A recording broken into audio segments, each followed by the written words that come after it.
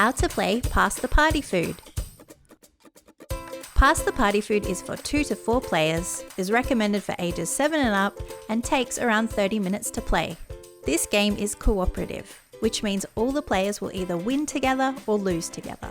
The players score points by collecting food tiles: green snakes, hundreds and thousands biscuits, fairy bread, pikelets, and lamingtons.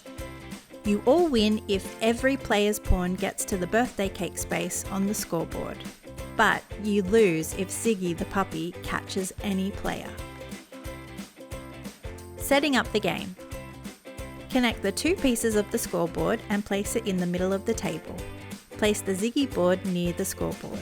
Each player chooses a player board and puts it in front of them. Use the side showing 3 plates at the top. Each player takes 2 swap tokens and 1 take token and places them face up beside their player board. Each player takes the player pawn that matches the colour of their player board and puts it on the scoreboard on the space with the pawn icon. Place the Ziggy pawn on the scoreboard on the space with the dog paw icon. Place all the food tiles in the bag.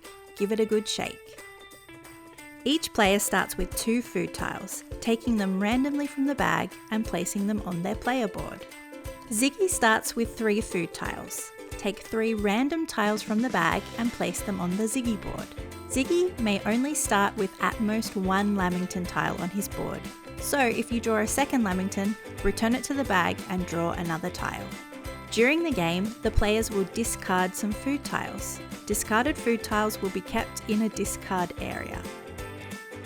How to use the boards and food tiles. During the game, you will be collecting food tiles and storing them on your player board. Whenever you receive a food tile, place it on your board on a vacant space with the matching picture. You must place it on the topmost vacant space. If you ever receive a food tile and you have no vacant space for it, you must instead place that tile in the discard area. If there is ever a vacant gap on your board, immediately slide the food tiles below the gap upwards so they fill it in. You are trying to collect complete sets of food tiles. A complete set is either a full column of 4 of the same food tile or a full row of 1 of each food tile. When you have a complete set, you can score it. To do this, take the food tiles that make the set from your board and put them in the discard area. The number of points a set is worth is listed at the end of its row or column. The Ziggy board works in a similar way to the player boards. Every turn a food tile will be added to Ziggy's board, which represents food Ziggy has grabbed off the table. So follow the same rules when you place a tile on Ziggy's board, when there is no vacant space for it and when there are gaps. Playing the game. The oldest player takes the first turn of the game, and then the players take turns moving clockwise around the table until they win or lose. On your turn, follow these steps in order. Draw a food tile for Ziggy. Check if Ziggy scores a set of food tiles. Draw and distribute 3 food tiles. You may score a set of food tiles. Check if Ziggy has caught you.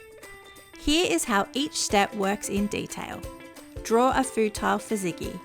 The first thing you do on your turn is see what food tile Ziggy has grabbed. Take 1 random food tile from the bag and place it on the Ziggy board. Check if Ziggy scores a set of food tiles. If there is now a complete set of food tiles on the Ziggy board, Ziggy will score it. Discard the set from Ziggy's board and move the Ziggy pawn on the scoreboard. If the Ziggy pawn moves through a space with a lucky dip or lands directly on it, Ziggy gets a special bonus. Draw a random tile from the bag and place it on the Ziggy board. If this new tile means Ziggy has completed a new set of food, it is not scored until the next turn. If the Ziggy pawn enters the birthday cake space, it stops moving immediately. Ziggy's behaviour is just too much and you must stop the party to clean up after them. This means the game is over and you have all lost. Draw and distribute 3 food tiles. First, draw a food tile from the bag and place it on any of the 3 plate spaces at the top of your player board. Next, draw a second food tile from the bag and place it on either of your remaining vacant plate spaces. Then draw a third food tile from the bag and place it on your remaining space. Now, give the food tile on the left plate space to the player sitting on your left. They place it on their player board. Give the food tile on the right plate space to the player sitting on your right. They place it on their player board. Place the food tile in the center plate space on your own player board.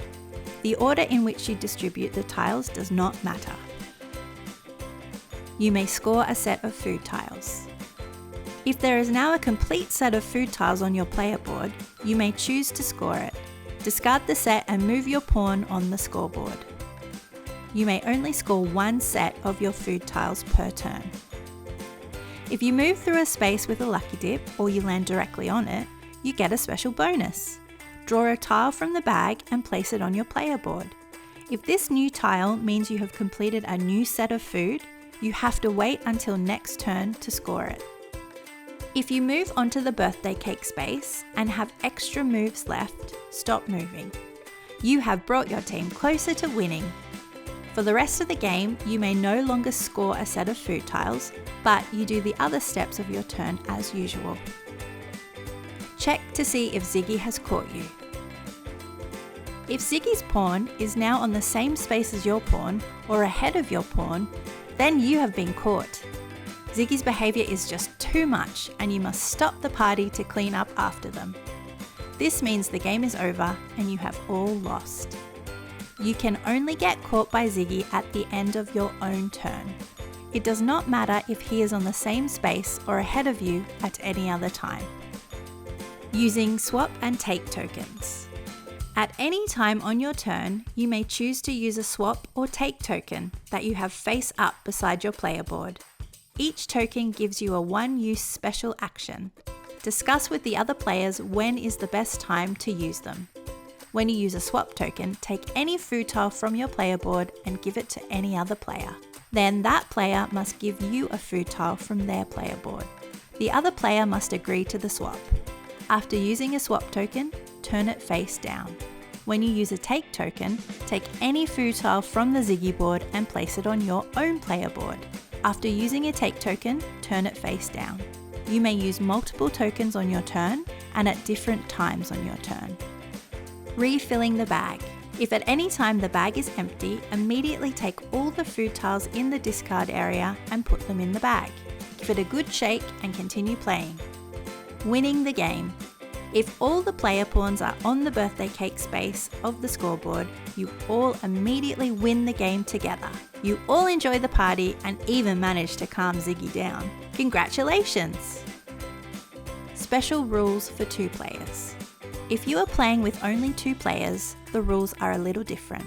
Use the other side of your player board with an X instead of a plate. When drawing food tiles on your turn, you must place one of them on the X space, just as you would on a plate space. When you distribute food tiles, give the food tile on the left plate space to the other player. Place the tile on the X space in the discard area. Changing the difficulty level. If you would like to change the difficulty level of the game, simply change the number of food tiles you put on Ziggy's board during setup. For an easy game, start with 0 tiles on Ziggy's board. For a difficult game, start with 6 tiles. Choose any number between 0 and 6 to find your preferred difficulty. Thanks for playing! You can download the full rules for Pass the Party Food and learn about our other games at www.joeygames.com.au.